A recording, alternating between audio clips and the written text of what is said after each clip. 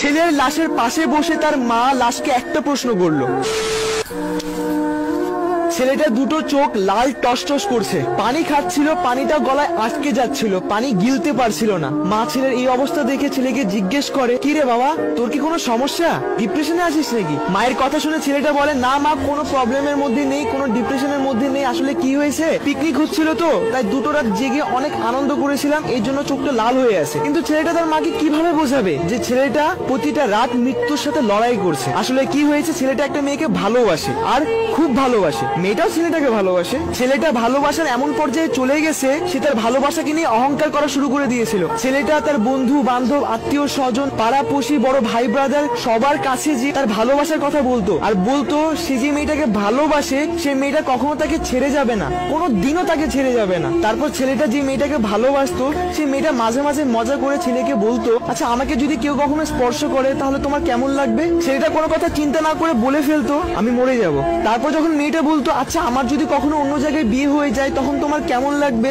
তখন ছেলেটা বলতো, যে রাত্রে তোমার শরীর থেকে লাল শাড়ি খোলা হবে সেই রাত্রে আমাকে সাদা কাফন পরানো হবে। ছেলেটার মুখ থেকে এসব কথা শুনলেই তার প্রেমিকা তাকে ঠাস করে একটা থাপ্পড় দিত, আর বলতো, এইসব কথা যদি তুই কোনোদিন বলিস না তাহলে কিন্তু তোর একদিন কি আমার একদিন, পাগল একটা, দ্বিতীয়বার যেন তোর মুখে এইসব আবল তাবল কথা আর না শুনি। তখন ছেলেটা বলতো, আচ্ছা শুনবা না, আর কখনো এরকম কিছু করবো না, শুধু তুমি আমাকে ছেড়ে যেও না। মেয়েটা ছেলেটাকে বলতো, তুমি পাগল একটা। তারপর যখন তাদের প্রেমের সম্পর্ক 3 বছর পার হয়ে যায়, হঠাৎ করে মেয়েটার পরিবার মেয়েটার জন্য পাত্র খুঁজতে শুরু করে, মেয়েটার বিয়ে দেওয়ার জন্য। আর এইসব কথা শোনার পর ছেলেটা ছটফট করা শুরু করে দিল। তারপর মেয়েটার পরিবার মেয়েটার জন্য পাত্র খোঁজা শুরু করে দেয়, আর ছেলেটা চাকরি খোঁজা শুরু করে দেয়। মেয়েটার পরিবার একটার পর একটা পাত্র খুঁজতে থাকে, আর ছেলেটা একটার পর একটা চাকরি খুঁজতে থাকে। এন্ড এট দ্য এন্ড মেয়েটার পরিবার মেয়েটার জন্য ভালো পাত্র পেয়ে যায়, কিন্তু ছেলেটা ভালো কাজ ভালো চাকরি পায় না। তারপর যখন পছন্দ করা পাত্রের সাথে মেয়েটার বিয়ের সময় চলে আসে, তখন মেয়েটা ছেলেটার কাছে এসে বলে, দেখো টাকা ছাড়া তো জীবন চলা একদম অসম্ভব ব্যাপার, জীবন চলার জন্য একটু হলেও টাকা দরকার, তা না হলে কোনো কিছুই সম্ভব না। তখন ছেলেটা বলে, প্লিজ তুমি একটু অপেক্ষা করো, আমি একটা না একটা ব্যবস্থা করেই ফেলবো, এভাবে আমাকে ছেড়ে যেও না প্লিজ। তখন মেয়েটা বলল, এভাবে আর কতদিন চলবে? দেখো সবার পরিবারে একটা ইচ্ছা থাকে, আর আমিও বড় হচ্ছি, এভাবে আর কতদিন চলবে?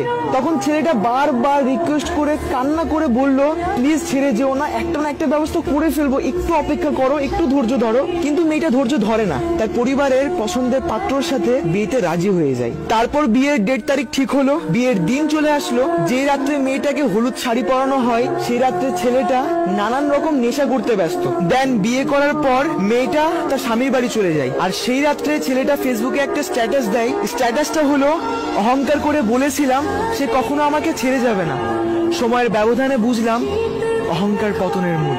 আর এইটাই ছিল ছেলেটার লাস্ট ফেসবুক স্ট্যাটাস, আর হয়তোবা লাস্ট মনের কথা। তারপর সেই রাত্রে মেয়েটার শরীর থেকে লাল শাড়ি খোলা হচ্ছিল, আর ছেলেটাকে সাদা কাফনে মোড়ানো হচ্ছিল। তার মানে ছেলেটা মরে গেছিল, সুসাইড করে ফেলেছিল। তারপর সকাল হয়, হাজারো মানুষের ভিড়, ছেলেটার লাশের পাশে বসে তার মা চিৎকার করে কান্না করছিল। আর ছেলেটার লাশের দিকে তাকিয়ে তার মা ছেলেটাকে একটা প্রশ্ন করলো, কি ছিল 3 বছরের ভালোবাসায় যে 22 বছরের ভালোবাসাকে ভুলে গেলি? তারপর হয়তো ছেলেটার পরকালের হিসাব শুরু হয়ে গেল। তার মা কান্না করছিল, আর যার জন্য মারা গেল সে তার হাজবেন্ডের জন্য হানিমুনে চলে গেল। বাহ, কি বাত হ্যায়। যারা শুনছো তাদের সবাইকে বলছি, এগুলোকে ভালোবাসা না, এগুলোকে জিদ বলা হয়। So guys, if you like this video